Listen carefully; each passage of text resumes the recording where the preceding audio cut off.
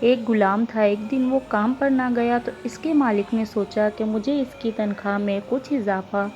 کر دینا چاہیے تاکہ وہ اور دل جمعی سے کام کرے اور آئندہ غائب نہ ہو۔ اگلے دن مالک نے اس کی تنخواہ سے زیادہ پیسے اسے دیے جو اس نے خاموشی سے رکھ لیے، لیکن کچھ دنوں بعد وہ دوبارہ غیر حاضر ہوا تو اس کے مالک نے غصے میں آ کر اس کی تنخواہ میں کیا گیا اضافہ ختم کر دیا اور اس کو پہلے والی تنخواہ ہی دی۔ غلام نے اب بھی خاموشی اختیار کی تو مالک نے کہا، جب میں نے اضافہ کیا تو تم خاموش رہے اور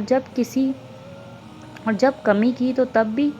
خاموش ہو کیوں؟ تب غلام نے جواب دیا، جب میں پہلے دن غیر حاضر ہوا تھا تو اس کی وجہ بچے کی پیدائش تھی اور آپ کی طرف سے تنخواہ میں اضافے کو میں نے وہ رزق خیال کیا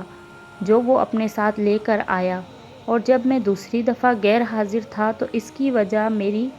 ماں کی وفات تھی اور آپ کی طرف سے تنخواہ میں کمی کو میں نے وہ رزق خیال کیا جو وہ اپنے ساتھ لے گئی۔